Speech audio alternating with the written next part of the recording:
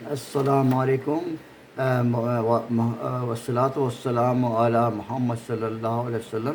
الحمد للہ رب العالمین والعاقبۃ للمتقین. پاکستان منزل و منزل کا یہ سیریل چل رہا ہے، اور یہ سیریل پاکستان منزل و منزل فیاض مبین کے ساتھ. یہ فیاض مبین خود تیار کرتے ہیں، خود تحقیقات کرتے ہیں، خود انویسٹیگیشن کرتے ہیں، اور یہ آپ کے سامنے پیش کرتے ہیں.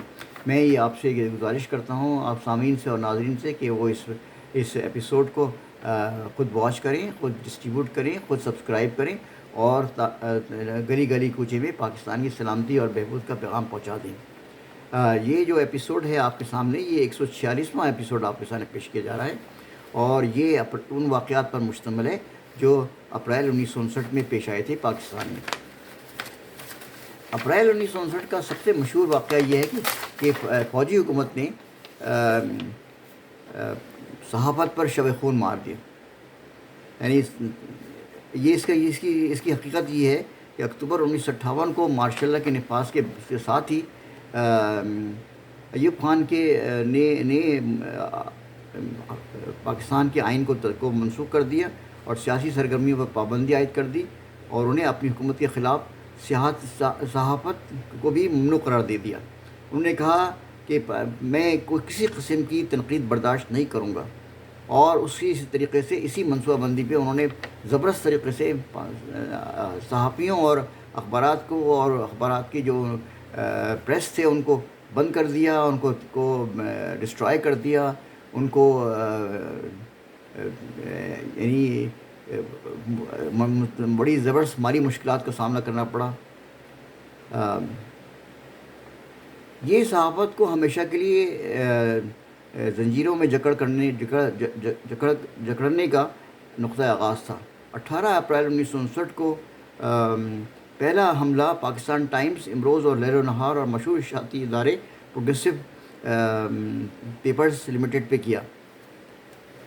اگلے روز یعنی 19 اپریل کو ملک بھر کے اداروں کے پہلے صفحے پر یہ خبر شائع ہوئی، اور یہ خبر یہ تھی کہ پروگریسو پیپر لمیٹڈ کے اخباروں اور جریدوں پاکستان ٹائمز، امروز کراچی، امروز لاہور اور ہفتوارہ لہر و نہار کو مرکزی حکومت نے اپنی تحویل میں لے لیا ہے. فوجی حکومت نے یہ قدم پاکستان سیکورٹی ایکٹ کے تحت اٹھایا تھا. جنرل ایوب خان اور حمید الدین جوائنٹ سیکرٹری کے دستخطوں سے جاری ہونے والا یہ نوٹ میں یہ الزام لگایا تھا کہ وہ کئی سال سے یہ بات متواتر حکومت کے علم میں آ رہی ہے کہ جرائد اور رسالے جرائد اور اخبارات اور ایسے مواد چھاپ رہے ہیں میں مشغول ہیں جس کا عوام کے ذہنوں میں بغاوت اٹھانا ہے، اور اسے تقریباً منافی راہ پر مائل کرنا ہے. یعنی ان کا مقصد یہ تھا اس نوٹ کا کہ یہ جو اخبارات ہیں یہ آزاد نہیں ہوں گے، اور یہ وہ کہیں گے جو گورنمنٹ کہے گی یا فوج کہے گی، اس کے علاوہ کوئی بات نہیں کہے گی. اور جو 4-5 بڑے جو اخبارات تھے یا رسالے تھے، وہ مرکز گورنمنٹ نے اپنی تحویل میں لے لیے اور پروگریسو پیپرز لمیٹڈ کو بند کر دیا. 1 اپریل 1959 کو گوادر کو ضلع مکران میں شامل کر لیا گیا. 1 اپریل 1959 کو بھی فوجی حکومت نے یونانی آیورویدک اور ہومیوپیتھک پریکٹیشنر ایکٹ منسوخ کر دیا، اور ان کی پریکٹس بھی ممنوع قرار دے دی گئی. اس طریقے سے بے شمار حکیم اور آیورویدک ڈاکٹر اور ہومیوپیتھک ڈاکٹر جو ہے وہ بے روزگار ہو گئے. اب یہ بعد میں فوج نے یہ واپس لے لیا، لیکن فوج کے ایک صاحب تھے جو وہ ڈاکٹری کے پیشے سے تعلق رکھتے تھے، وہ اس کی ملٹری کیبنٹ کے ممبر تھے.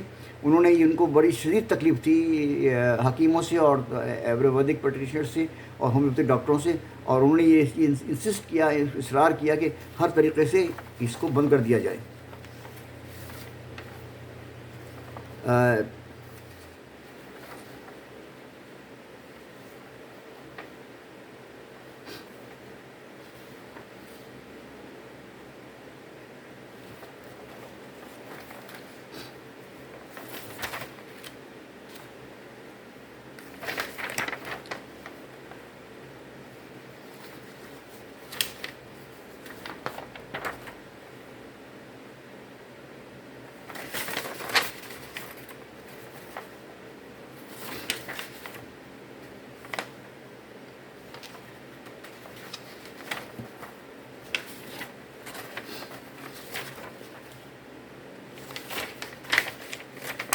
اپریل 1959 کو قومی فوجی کابینہ نے اقتصادی کمیٹی قائم کر دی۔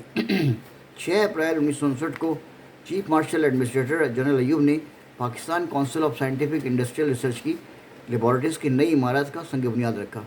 یہاں یہ یاد رکھیے کہ PCSIR Pakistan council of scientific and industrial research 1955 میں قائم ہوئی تھی، یعنی فوجی حکومت کے آنے سے بہت پہلے قائم ہو چکی تھی، اور اس کے میں حسب معمول یعنی حسب استطاعت ریسرچ کا کام جاری تھا۔ 11 اپریل 1959 کو جنرل ایوب خان نے کراچی میں بنیادی علوم کے بیسک سائنسز کے میڈیکل انسٹیٹیوٹ کا افتتاح کیا، اور اسی دن 11 اپریل کو 12 رکنی سائنٹیفک کمیشن کے قیام کا اعلان کیا۔ یہ سارے مختلف قسم کی جو کمیٹیز بنائی گئی تھیں، مستقل قسم کے کمیشن بنائے گئے تھے، یہ سب یہ گمکس تھے جو لوگوں کو متاثر کرنے کے لیے بنائے گئے تھے، تاکہ لوگوں کی توجہ سیاسی امور سے ہٹ کے معاشی امور پر منتقل ہو جائے۔ 11 اپریل 1959 کو بھارت کا ایک بمبار جٹ فوجی طیارہ راولپنڈی کے قریب گرایا گیا۔ 19 اپریل 1959 کو پاکستان ٹائمز کے ایڈیٹر مظہر علی خان اپنے عہدے سے مستعفی ہو گئے۔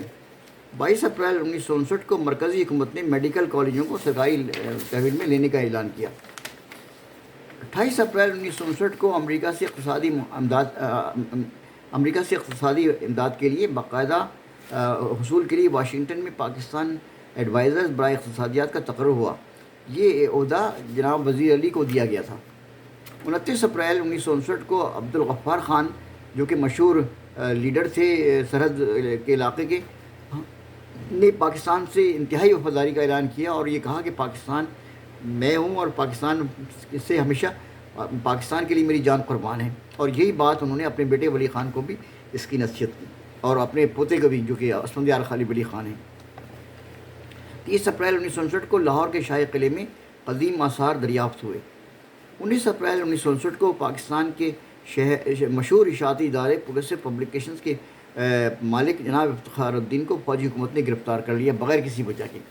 یہ واقعات میں نے آپ کے سامنے پیش کی جو اپریل 1959 کے تھے، اور اس وقت فوجی حکومت قائم ہو چکی تھی، اور اپنی اس کی پوری جہو جلال سے وہ پاکستان کے عوام کو کرش کرنے کے لیے مصروف تھی، اور یہ اللہ تعالیٰ کی بڑا اس امتحان تھا اس قوم کے اوپر کہ ایک فوجی حکومت، ایک چھوٹا سا گروہ پورے 15 کروڑ عوام کے اوپر حکومت کرے۔